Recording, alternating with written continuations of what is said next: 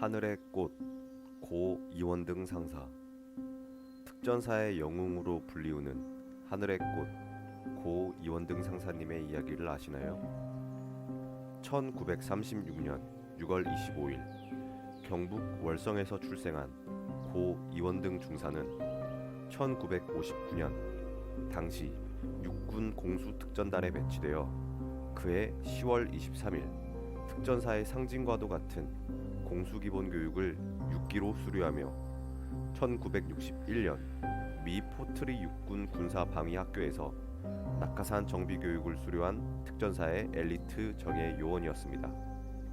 당시의 시대 상황과 맞추어 본다면 사실상 특전사의 창설 멤버라고 볼 수 있는 고 이원등 중사는 특전사 1공수 특전여단 독수리부대 소속의 초창기 고공강화 전담 교관이었습니다.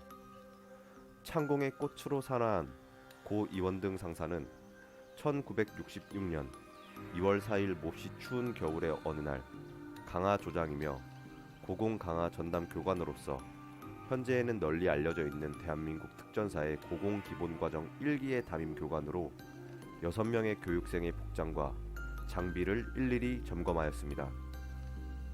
점검이 끝난 후 당시 K-16 비행장으로 불리었던 서울공항에서 고 이원등 중사를 비롯한 6명의 고공기본과정 교육생을 태운 C-46 수송기가 굉음을 내며 이륙했고 이륙 후 약 5분여가 지나 강하 지역인 제1한강교 상공에 그 모습을 드러내게 됩니다.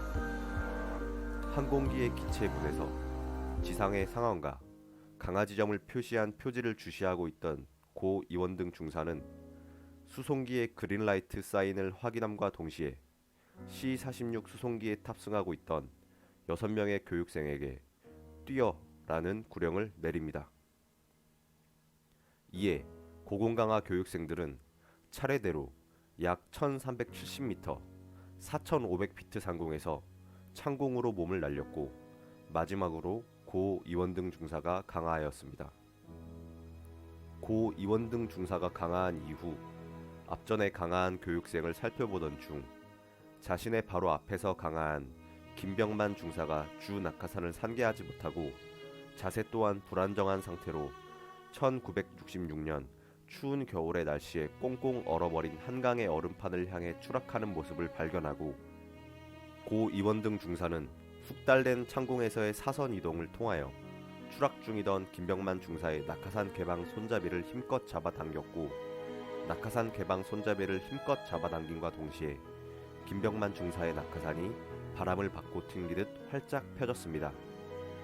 동료이자 교육생의 주 낙하산 기능 고장 처치를 함과 동시에 김병만 중사의 주 낙하산이 산계되며 낙하산 줄에 고 이원등 중사의 팔이 걸려 큰 부상을 입고 말았고 그러던 도중 이미 지상에 너무 근접했던 그는 자신의 낙하산이 산계되기 위한 최소한의 시간도 확보하지 못한 채 약 2m 두께의 한강 얼음판 위로 추락하여 순직하였습니다. 그 차디찬 얼음판 위에 필사적으로 개방하려 했던 낙하산의 반틈만 개방된 채로 주인을 잃은 낙하산은 마치 울부짖기라도 하듯 바람에 펄럭였습니다. 그의 나이 31세의 이야기입니다. 특전사 검은 베레에 숭고하며 거룩한 정신을 이어담은 뜨거운 전우애와 희생 정신으로 하늘의 꽃으로 산화한 고 이원등 중사는 그의 숭고한 뜻을 기려 1계급 특징과 보국 훈장 3일장을 추서하였고 그의 시신은 국립서울현충원에 안장하였습니다.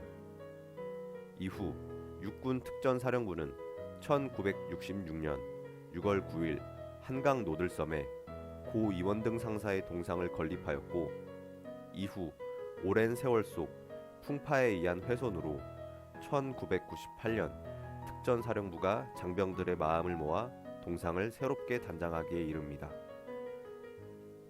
동상 뒤에는 박종화 시인의 추모글이 각인되어 있습니다. 비취옥보다도 더 푸른 아름다운 조국의 하늘.